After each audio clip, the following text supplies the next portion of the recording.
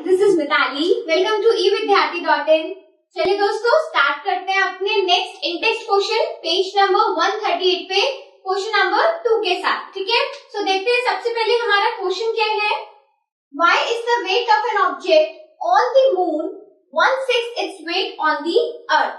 तो सबसे पहले क्वेश्चन को समझना बहुत जरूरी है और यहाँ पर हमसे क्या पूछा गया है कि कोई भी ऑब्जेक्ट अगर मून पर है तो उसका वेट हमारे अर्थ पे वही सेम ऑब्जेक्ट अगर रहता है तो दोनों में 1/6 का डिफरेंस क्यों है। यानी कि वेट पे मून पे उस ऑब्जेक्ट का जो वेट है that is 1/6 the weight of that object on the earth. ठीक है, सो बेसिकली हम ये देख सकते हैं अपने क्वेश्चन से कि मून पे वेट हमारा कम है। नाउ दे आर आस्किंग कि ऐसा क्यों है। ठीक है, सो हमने अपने चैप्टर में पूरा इसका डेरिवेशन किया है, किस तरीके से हमने मून का वेट, देन अर्थ का वेट, उसका रेडियस, मून का रेडियस सबको कंपेयर करते करते अपने यूनिवर्सल लॉ ऑफ ग्रेविटेशन के अकॉर्डिंग हमने इसे फाइंड आउट किया था। ठीक है, अगर आपने वो वीडियो फॉलो नहीं करा है तो आपको अगेन मेरे डिस्क्रिप्शन बॉक्स में उसका लिंक मिल जाएगा, वहां से उसे जरूर देखो और समझो कि किस तरीके से हमने निकाला था कि weight of the moon, weight of an object on the moon is 1/6 the weight of the object on the same object on the earth. ठीक है, तो यहाँ पे हमसे पूछ रहा है कि ऐसा क्यों है। तो बेसिकली हमें इस क्वेश्चन में अपना पूरा डेरिवेशन की जरूरत नहीं है, सिर्फ हमें आइडिया देना है कि क्या ऐसी वैल्यूज रहती हैं जिसकी वजह से डिफरेंस जो है 1/6 का आता है या फिर इसके रेशो का आता है। ठीक है, तो एक बार देखते हैं यहाँ से।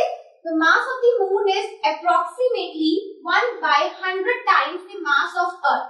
यानी कि हमारा जो मास है मून का वो कम से कम कितना अप्रोक्सीमेशन है, अगर हम उसका हिसाब लगाएं अर्थ के मास से तो दैट इज 1/100 टाइम्स। ठीक है, एंड इट्स रेडियस इज, यानी कि मून का radius is approximately 1/4 times the radius of the earth. यानी कि ये भी उससे काफी छोटा है, और कितना छोटा है अगर इसका भी हमें अनुमान लगाना है तो it's nearly about 1/4 times the radius of the earth. ठीक है, सो एज अ रिजल्ट जब हम इन सब वैल्यूज को कंपेयर करेंगे अपनी यूनिवर्सल लॉ ऑफ ग्रेविटेशन के सामने, हम दो बॉडीज को कंपेयर करेंगे, वैल्यूज पुट करेंगे, सो हमें क्या मिलता है, when compare to earth the gravitational attraction on the moon is about 1/6। तो अगर हम अर्थ के साथ कंपेयर करते हैं तो इसका जो ग्रेविटेशनल अट्रैक्शन है हमारे मून का वो कितना है, अर्थ से कम है, और कितना कम है, अबाउट 1/6। ठीक है, चलो अब इसको अगर आपको समझना है ना कि बार बार हम रेशियो में बात कर रहे हैं, फ्रैक्शन में बात कर रहे हैं, इसका क्या मतलब है,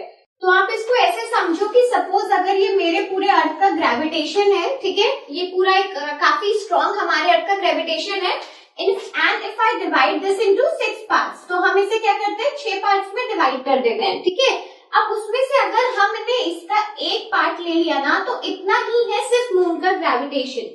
यानी कि आप ये देखो कि पूरे में से एक पार्ट सिर्फ मून का ग्रेविटेशन है, यानी कि काफी वो छोटा है, काफी कम है हमारे मून पे gravitation as compare to the earth gravitation. ठीक है, सो यहाँ पर इस रिलेशन से हमें यही बताया गया है, मास और रेडियस का कंपैरिजन देखिए कि वो 1/6 कैसे आता है। ठीक है, so thus an object's weight on the moon is 1/6 its weight on the earth. तो अगर हमारे पास सेम ऑब्जेक्ट है, चाहे हम खुद ही क्यों ना हो, तो हमारा वेट जो मून पे होने वाला है that would be 1/6 the weight of us on the earth. ठीक है, सो आई होप आपको ये क्वेश्चन समझ आया हो।